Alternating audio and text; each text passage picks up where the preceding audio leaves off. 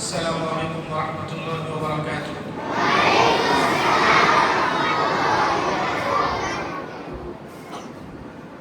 ان الحمد للہ نحمده ونستعینه ونستغفره ونعوذ باللہ من شرور انفسنا ومن سیئات اعمالنا، من يهده الله فلا مضل له ومن يضلل فلا هادي له، واشهد ان لا اله الا الله وحده لا شريك له، واشهد ان محمدا عبده ورسوله.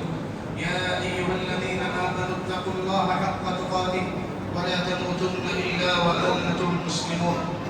يا ايها الناس اتقوا ربكم الذي خلقكم من نفس واحده وخلق منها زوجها وبث منهما رجالا كثيرا ونساء، واتقوا الله الذي تساءلون به والارحام ان الله كان عليكم رقيبا. يا ايها الذين امنوا اتقوا الله وقولوا قولا سديدا يصلح لكم اعمالكم ويغفر لكم ذنوبكم، ومن يطع الله ورسوله فقد فاز فوزا عظيما. اما بعد فان خير الحديث كتاب الله، وخير الهدي هدي محمد صلى الله عليه وسلم، وشر الامور محدثاتها، وكل محدثة بدعة، وكل بدعة ضلالة، وكل ضلالة في النار. أعوذ بالله من الشيطان الرجيم. بسم الله الرحمن الرحيم. قال الله تبارك وتعالى: والذين هاجروا في الله من بعد ما ظلموا لنبوئنهم في الدنيا حسنة ولأجر الآخرة أكبر لو كانوا يعلمون. وقال النبي صلى الله عليه وسلم: ليس منا من لطم الخدود وشق الجيوب ودعا بدعوى الجاهلية. محترم ومعزز اساتذہ کرام، معلمات مدرسۃ السلطان لتعلیم القرآن، عزیز طلباء و طالبات، میں انشاءاللہ آپ لوگوں کے روبرو ماہ محرم کی مناسبت سے شرعی ناحیے سے اور تاریخی ناحیے سے کچھ باتیں قرآن و حدیث کی روشنی میں رکھنے کی سعادت حاصل کر رہا ہوں۔ ابھی میں نے پہلے نبی صلی اللہ علیہ وسلم سے مسنون خطبہ، جس کو ہم خطبہ مسنونہ کہتے ہیں، اس کی تلاوت کی۔ اس کے بعد میں نے سورۃ النحل کی ایک آیت کریمہ آپ لوگوں کی روبرو پڑھی ہے۔ اس آیت کریمہ میں اللہ تبارک و تعالیٰ نے ارشاد فرمایا: والذین ہاجروا فی اللہ، جن لوگوں نے اللہ تعالیٰ کے راستے میں ہجرت کی، من بعد ما ظلموا، کافی ظلم برداشت کرنے کے بعد، اپنی مظلومیت کے بعد، لنبوئنہم فی الدنیا حسنہ، یقیناً ایسے بندوں کو ہم دنیا میں بھی بہترین بدلہ عطا کریں گے، وَلَأَجْرُ الْآخِرَةِ أَكْبَرُ، اور آخرت میں بھی ان کے لیے بہترین اجر و ثواب ہے، بہت بڑا اونچا مقام ہے۔ لو كانوا يعلمون، کاش کے لوگ اس حقیقت کو جانتے ہوئے ہیں۔ یہ ماہ محرم ہے، اسلامی اعتبار سے دیکھا گیا تو یہ اسلامی کیلنڈر کے حساب سے سب سے پہلا مہینہ ہے۔ اللہ تبارک و تعالیٰ نے جس دن آسمان و زمین کو اللہ تبارک و تعالیٰ نے پیدا فرمایا، اسی دن سے اللہ تبارک و تعالیٰ نے مہینوں کی تعداد 12 رکھی، اور اللہ تبارک و تعالیٰ نے اس مہینے کی عظمت، اس مہینے کی حرمت، ماہ محرم کا احترام اللہ تبارک و تعالیٰ نے جس دن آسمان و زمین کو پیدا کیا، اللہ تبارک و تعالیٰ نے اسی دن سے ماہ محرم کی فضیلت و عظمت کو رکھا ہے۔ لہذا میرے بھائیوں، ماہ محرم شرعی ناحیے سے بھی اور تاریخی ناحیے سے بھی بہت بڑی خصوصیتیں رکھنے والا مہینہ ہے۔ تو چند خصوصیتیں جو قرآن و حدیث میں بتائی گئی ہیں ماہ محرم میں، تو اس کے سلسلے میں کچھ باتیں میں رکھنا چاہتا ہوں۔ سب سے پہلے آپ لوگ جان لیں کہ جس مہینے میں ہم داخل ہوئے ہیں اسلامی کیلنڈر کے اعتبار سے، اسلامی کیلنڈر کے اعتبار سے ہم جس مہینے میں داخل ہوئے ہیں وہ ماہ محرم ہے۔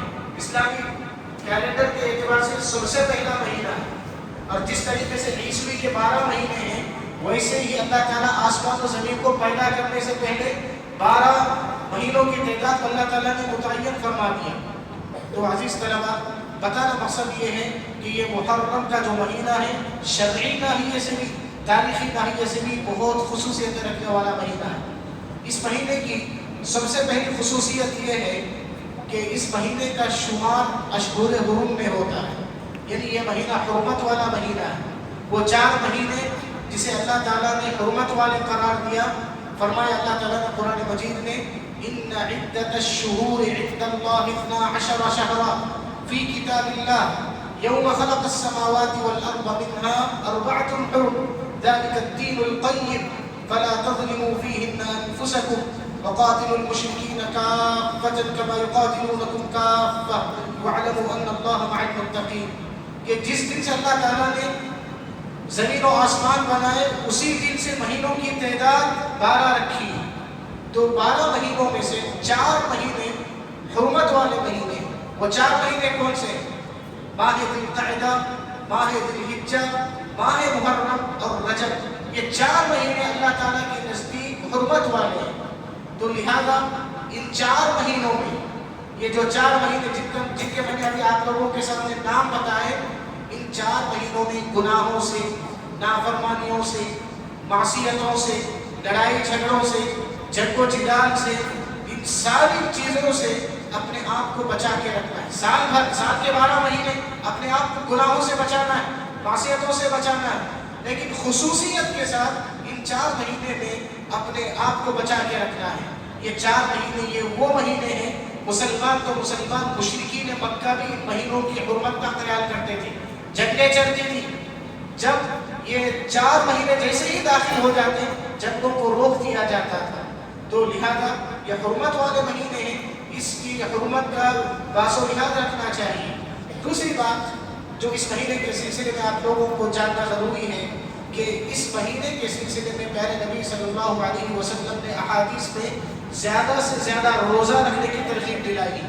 ماہ محرم کے مکمل مہینے میں زیادہ سے زیادہ نفل روزے رکھنا چاہیے.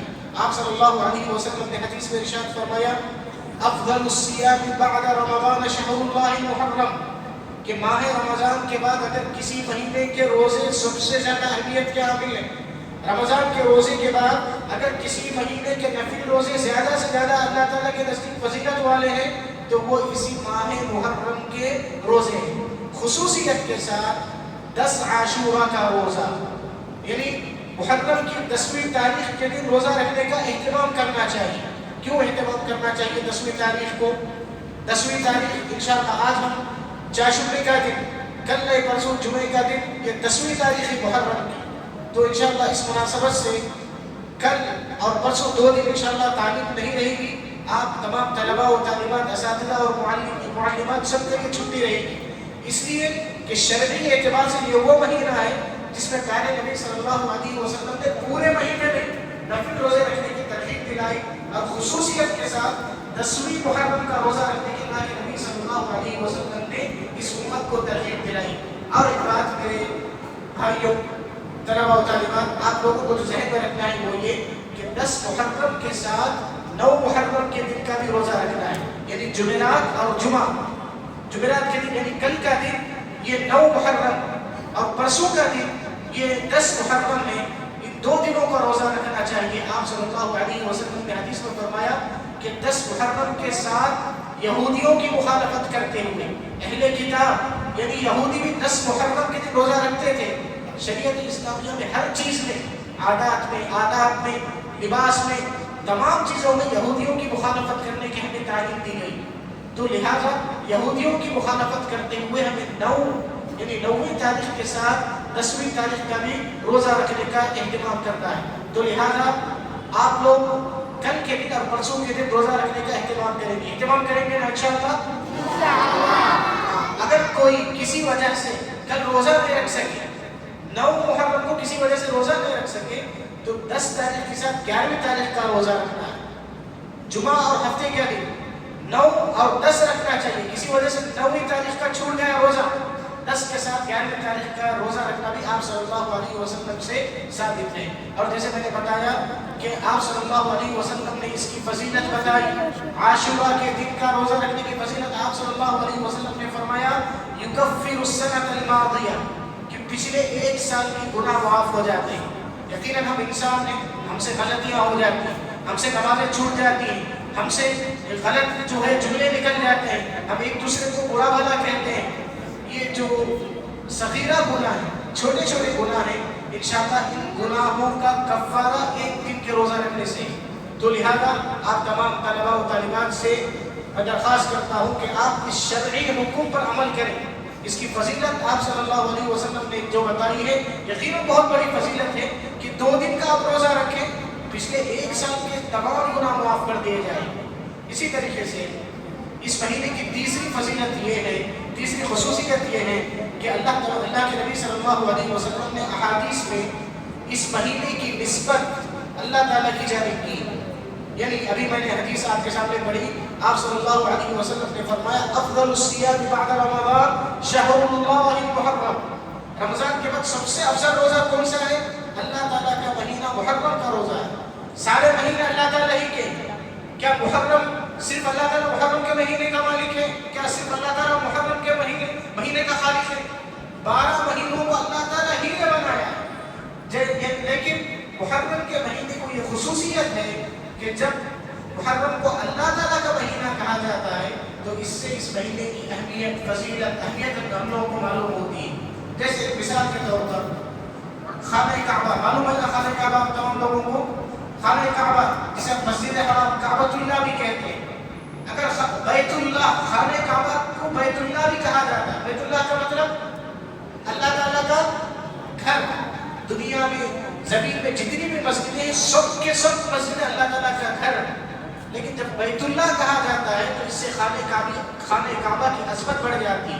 ویسے ہی سارے مہینے، محرم بھی، سفر بھی، سارے مہینے اللہ تعالیٰ ہی کے ہیں، لیکن جب محرم کے ساتھ شہر اللہ کہا گیا یعنی اللہ تعالیٰ کا مہینہ تو اس سے محرم کی اہمیت، عظمت بڑھ جاتی ہے۔ اسی طریقے سے یہ شرعی مہینے سے میں نے 3 باتیں بتائی۔ سب سے پہلی بات کہ یہ مہینہ اللہ تعالیٰ کے نزدیک ان 4 مہینوں میں سے ہے جو حرمت والے ہیں، ماہ ذوالقعدہ، ماہ ذی الحجہ، محرم اور رجب۔ دوسری بات، اللہ کے نبی صلی اللہ علیہ وسلم نے اس مہینے میں نفل روزے رکھنے کی ترغیب دلائی، خصوصاً 10ویں محرم کا روزہ، اس کے ساتھ 9ویں محرم کا ملا کر کے روزہ رکھنا چاہیے۔ تیسری بات، یہ وہ مہینہ ہے جسے اللہ تعالیٰ نے پیارے نبی صلی اللہ علیہ وسلم نے اس کی نسبت کس کی جانب کی ہے؟ اللہ رب العالمین کی جانب کی ہے۔ اب تاریخی ناحیے سے 2-3 باتیں میں ذکر کرتا ہوں۔ محرم کا مہینہ آپ اگر اسلامی تاریخ اٹھا کر کے دیکھیں گے، اسلامی ہسٹری اٹھا کر کے اگر آپ دیکھیں گے، محرم کا یہ وہ مہینہ ہے جس میں بڑے بڑے واقعات ہوئے۔ یہ وہ مہینہ ہے جس میں بڑے بڑے اسلامی واقعات ہوئے، اور سب سے بڑا جو واقعہ ہوا اس مہینے میں، جو سب سے بڑی شہادت ہے وہ یہ ہے کہ یہ وہ مہینہ ہے جس میں ظلم پر انصاف کی جیت ہوئی۔ یہ محرم کا مہینہ یہ وہ مہینہ ہے جس میں کفر پر اسلام کی جیت ہوئی۔ یعنی میرے کہنے کا مقصد یہ ہے، حضرت موسیٰ علیہ السلام اور فرعون کی زندگی۔ فرعون معلوم ہے نا آپ لوگوں؟ ہاں، دنیا کا، انسانی تاریخ کا سب سے بڑا ظالم، انسانی تاریخ کا سب سے بڑا متکبر، انسانی تاریخ کا سب سے بڑا سفاک، انسانی تاریخ کا سب سے بڑا خونریز انسان تھا۔ اس سے بڑا کوئی ظالم نہیں تھا۔ فرعون مغرور انسان تھا، وہ کہتا تھا ما علمت لکم من الہ غیری، کہ میرے علاوہ تمہارے لیے کوئی خدا نہیں جانتا۔ یعنی اپنے آپ کو کس چیز کا دعویٰ کرتا تھا وہ؟ فرعون کہتا تھا انا ربکم الاعلی، میں تم سب کا کیا ہوں؟ رب ہوں، تم مجھے اپنا رب سمجھنا۔ ربوبیت کا بھی دعویٰ کرتا تھا، الوہیت کا بھی دعویٰ کرتا تھا۔ اللہ تعالیٰ نے فرعون کو بہت ساری اختیارات دے رکھے تھے۔ فرعون مصر کے سرزمین کا مالک تھا اور اس غرور میں مبتلا ہو گیا۔ اس نے لوگوں سے کہا الیس لی ملک مصر وہذہ الانہار تجری من تحتی، یہ مصر جو انبیاء کا مسکن ہے، جہاں تقریباً فلسطین اور اس کے اطراف کا جو علاقہ ہے سارے انبیاء یہیں پر آئے تقریباً پیارے نبی صلی اللہ علیہ وسلم کو چھوڑ کر۔ فرعون نے کیا کہا کہ کیا میں اس سرزمین کا، مصر کا کیا میں مالک نہیں ہوں؟ یہ نہریں کیا ہیں؟ یہ نہروں کا کیا میں مالک نہیں ہوں؟ تو فرعون کو اللہ تعالیٰ نے جو عارضی اختیارات دے رکھے تھے وہ اس پہ اتنا مغرور ہو گیا تھا اور اس قدر وہ ڈوب گیا تھا اس مغروری میں کہ اس نے یہاں تک کیا کہ دنیا کا سب سے بڑا ظلم اس نے کیا۔ قوم بنی اسرائیل میں جو بھی پیدا ہوتی تمام بچوں کو کاٹ دیتا، ماؤں کے سامنے، ان کی ماؤں کے سامنے بچوں کو زندہ ذبح کر دیتا، قتل کر دیتا، ہر پیدا ہونے والے بچے کے ٹکڑے ٹکڑے کر دیتا۔ کون؟ فرعون بنو اسرائیل کی پوری نسل کو ختم کر دیا تھا، اور بنو اسرائیل کی جو عورتیں تھیں ان عورتوں کو قید کر کے رکھتا تھا. تو ان فرعون علا فی الارض وجعل اہلها شیعا یستضعف طائفة منهم، کہ فرعون بڑا مغرور ہو گیا تھا اور وہ جو ہے لڑکوں کو زندہ ذبح کر دیتا تھا اور عورتوں کو قید کر دیتا تھا.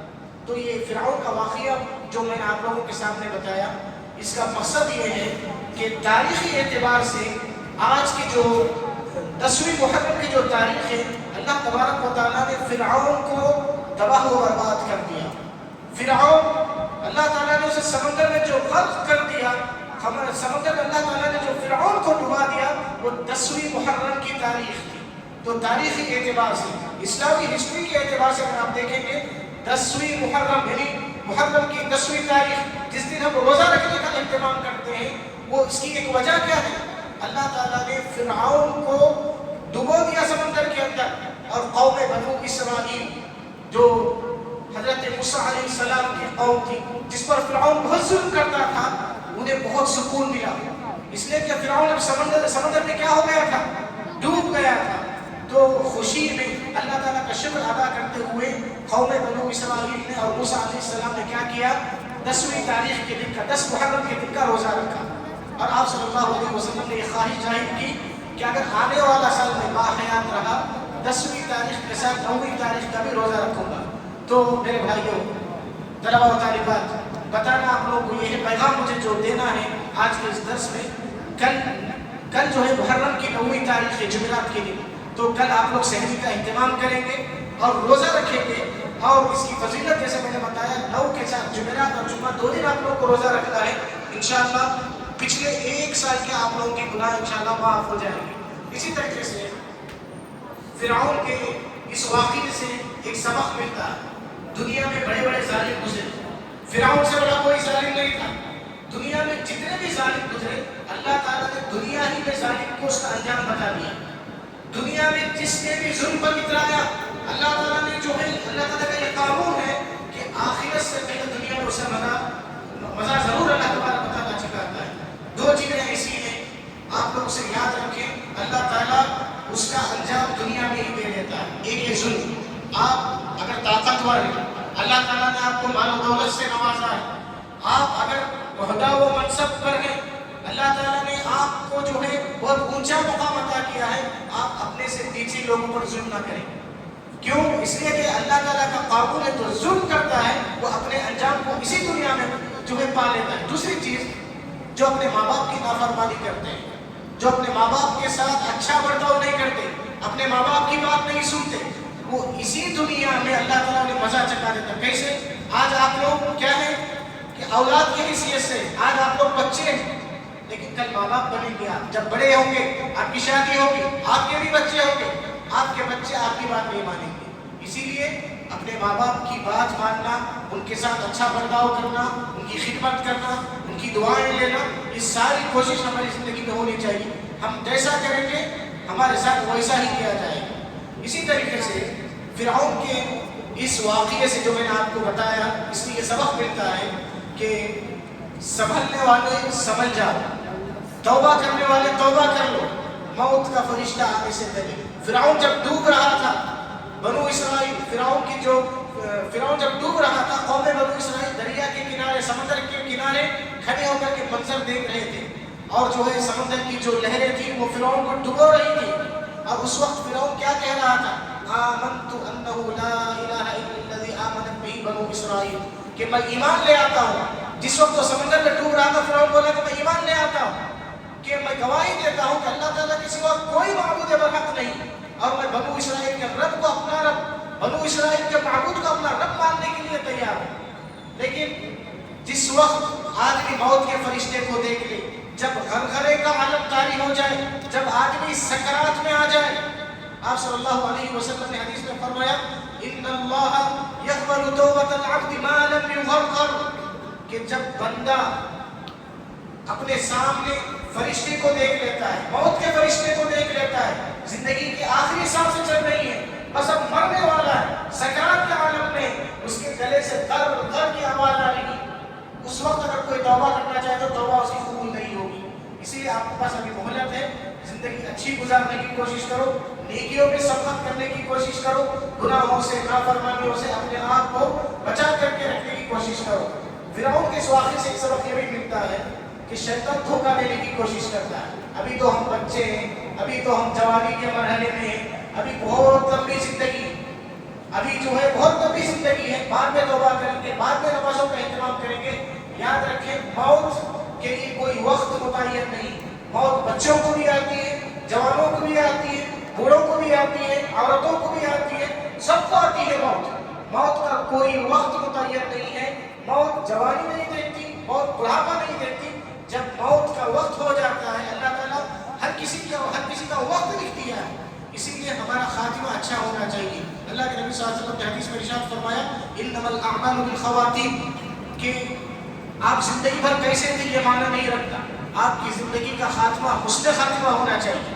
آپ زندگی میں کیسے تھے، آپ جو ہے زندگی بھر کیا کر رہے تھے وہ نہیں، جب آپ کی موت کا وقت تھا آپ مسلمان تھے، آپ موحد تھے، توحید پرست تھے، یہ بہت اہم ہے۔ اسی طریقے سے تاریخی اعتبار سے ماہ محرم کے سلسلے میں ایک بہت ہی اہم واقعہ ہے جس کو ہم ہجرت کے نام سے یاد رکھتے ہیں۔ ہجرت، مسلمانوں نے کہاں سے کہاں ہجرت کی تھی بتائیں آپ لوگ؟ مکے سے لے کر مدینہ، یعنی مسلمانوں پر، جیسے میں نے شروع میں آیت پڑھی والذین ہاجروا فی اللہ، جن لوگوں نے اللہ تعالیٰ کے راستے میں ہجرت کی، من بعد ما ظلموا، کافی ظلم برداشت کرنے کے بعد، مسلمانوں پر مکے میں کافی ظلم ہو رہا تھا، مسلمانوں کو وہاں پر نماز پڑھنا، وہاں پر جو ہے زندگی گزارنا مشکل ہو گیا تھا، تو اللہ تعالیٰ نے حکم دیا کہ مسلمانوں اب تم مکہ چھوڑ کر کے کہاں جاؤ؟ مدینہ چلے جاؤ۔ تو اللہ کے نبی صلی اللہ علیہ وسلم سارے صحابہ جو ہے مکہ چھوڑ کر کے مدینے کی طرف چلے گئے۔ تو کیا صحابہ کو مکے سے محبت نہیں تھی؟ ہاں، کیا صحابہ کو مکے سے محبت نہیں تھی؟ ہاں، کنکر سے محبت تھی، وہاں کی ایک ایک اینٹ سے محبت تھی، وہاں کی آب و ہوا سے محبت تھی صحابہ کو، لیکن وہ مدینے کی جانب ہجرت کیے اللہ تعالیٰ کے حکم کو مانتے ہوئے۔ اسی لیے اللہ تعالیٰ جو بھی باتیں ہمیں بتایا قرآن و حدیث میں، پیارے نبی صلی اللہ علیہ وسلم نے جو باتیں بتائی اس پر ہمیں عمل کرنا ہے۔ اور جب حضرت عمر بن خطاب رضی اللہ عنہ کا زمانہ آیا، اللہ کے نبی صلی اللہ علیہ وسلم کے زمانے کے بعد سب سے پہلے خلیفہ کون بنے؟ ابو بکر صدیق، اس کے بعد کون؟ حضرت عمر بن خطاب رضی اللہ عنہ کے زمانے میں ضرورت محسوس ہوئی کہ اسلامی تاریخ ڈیٹ لکھنے کی ضرورت محسوس ہوئی۔